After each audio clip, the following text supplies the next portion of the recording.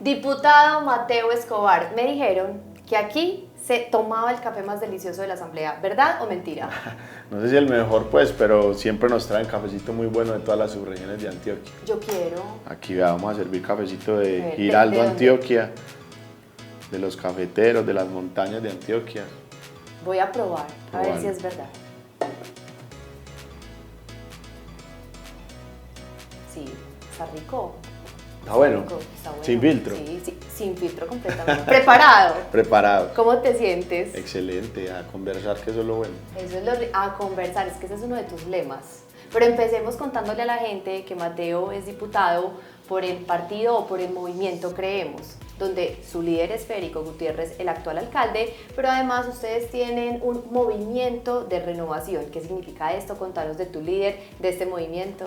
Bueno, yo llevo ya 10 años trabajando con Federico Gutiérrez desde la primera vez que se lanzó en el 2015 a la alcaldía de Medellín, y ahí se creó el movimiento Creemos, que necesitábamos tener un movimiento por firmas, y creamos un movimiento, yo creo que muy bonito, donde todos hemos crecido en lo público y hemos tratado como de darle un nuevo aire a la política.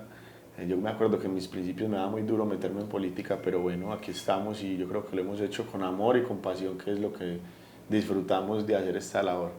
Mate, ahora estabas hablando de conversar y ese es tu lema, y cada que estás en la asamblea, en el recinto, hablas de la importancia de la conversación.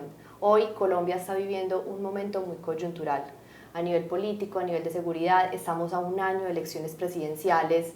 ¿Cómo Mateo Escobar, desde su posición como diputado, está ayudando a que lleguemos a ese momento conversando? Yo creo que la conversación es importante para todas las relaciones humanas. Nosotros hemos temido a la conversación, a las conversaciones incómodas, a confrontar las ideas del otro, a respetarlas, y yo creo que es fundamental. Yo, más allá del lema de conversar, también es respetar el uso del lenguaje, porque creo que desde el lenguaje hemos generado mucha violencia en nuestro país, cómo estigmatizamos al otro, cómo juzgamos al otro, o muchas veces cuando llegamos a los cargos públicos lo único que hacemos es denigrar de lo que ha pasado, o muchas veces también a través de la palabra hemos causado violencias, y yo creo que ahí es donde tenemos que poner el foco. Yo he tratado en este año y medio en todos los debates usar un lenguaje tranquilo, un lenguaje respetuoso, obviamente con críticas, obviamente haciendo control político, pero tratando de conservar un poco el respeto por el lenguaje, que yo creo que es fundamental en nuestra sociedad. De hecho, esto de conversar inició mucho cuando empezaste en la política, que estabas en los barrios, con los pelados, desde el fútbol, que es una de tus pasiones, con las barras del Medellín, las barras del Nacional.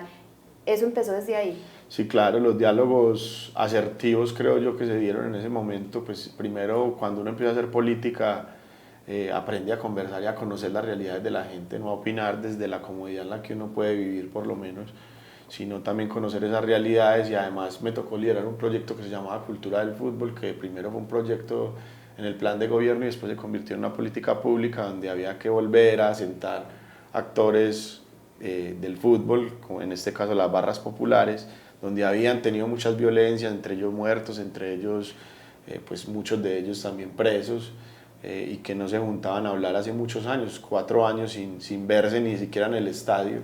Entonces volverlos a sentar a conversar no fue fácil, pero yo creo que el consenso fue una de las maneras de llegar a muchos acuerdos, a volver los clásicos en Medellín. Y bueno, eso fue una experiencia demasiado bonita que me sirvió luego a estar en otros escenarios, como en el paro nacional.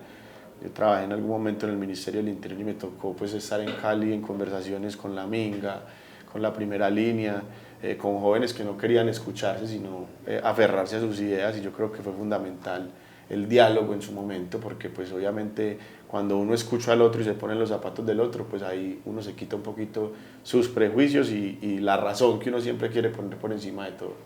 Cuando uno te escucha, uno siembra esperanza, pero es un país polarizado lo que tenemos hoy.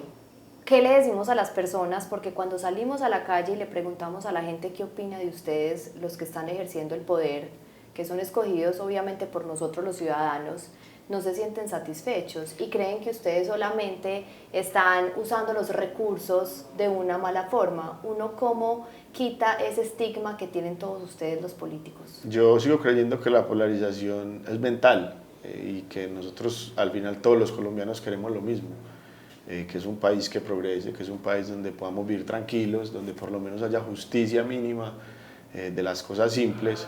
Y bueno, pues ahí en esa construcción nosotros los políticos tenemos que dar ejemplo. Por eso te digo, Vero, uno no va a cambiar el mundo con lo que hagan, ni cuando yo me metí en la política creo que voy a cambiar a Colombia, pero si uno puede aportar el granito de arena en lo que uno cree que está mal, que para mí es el lenguaje, que para mí es escuchar al otro, que para mí es la falta de conversación, pues hay que hacer la labor. Hay una fábula que dice que la serpiente le dice al pájaro en un incendio que hay en la selva, el pájaro va y coge agüita con su boca y va y apaga el incendio, y la serpiente le dice como, no vas a apagar nunca el incendio, y el pájaro le dice, pero desde que yo pueda hacer algo, lo voy a hacer, quieto no me voy a quedar. Entonces yo creo que eso es una buena reflexión para nuestro país, es que no nos quedemos quietos y cada uno desde la labor, hacerlo con amor, hacerlo con pasión y con el respeto que se merece nuestra sociedad, que yo creo que eso es principal y fundamental. Y ahora que tocaste el tema de elecciones presidenciales, Mateo, tengo que preguntar, ¿cómo ves eso? Obviamente ahí hay muchos nombres, sí, pero ¿a quién ves? Y también con lo sucedido con Miguel Uribe.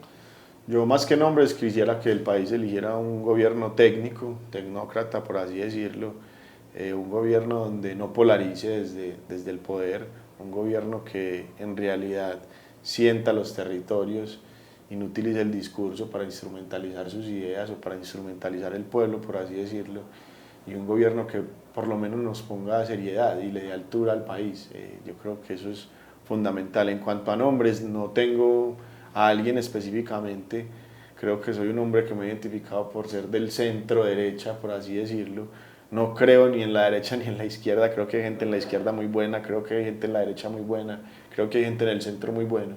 Ojalá se pueda hacer una juntanza que nos una como país en realidad y que las votaciones no sea voto por el menos peor, sino por alguien que de verdad nos convenza en su momento. Bueno, primero este café, muy bueno. Delicioso, ¿cierto? Sí, salud, salud. Nos va a despertar, saludcita. Yo sé porque está temprano. Y segundo, vemos aquí unos guayos, un balón. ¿Qué es esto? ¿Para qué estos guayos? A ver. Bueno, eso es una campaña que yo siempre había querido hacer, pues toda la vida jugué fútbol y me formé alrededor del deporte.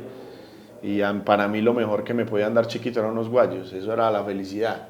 Estrenar guayos era fundamental y sabemos que en el departamento de Antioquia hay muchos jóvenes y niños que no tienen los recursos ni para tener unos guayos. Y bueno, en algún momento cuando ganamos la campaña a la asamblea, ese diciembre con mi equipo nos reunimos y yo les dije, vamos a hacer la guayatón, a recoger guayos.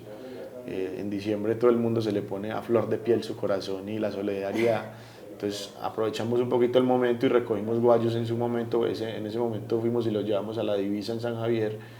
Recogimos como entre 70 pares de guayos. Fue muy lindo el acto y pues más allá de ser un acto político, es un acto social que yo quisiera seguir haciendo. Aparte, si esté o no esté en la política, lo quiero seguir haciendo porque creo que un guayo es una oportunidad para un joven de estar en el deporte forma como personas.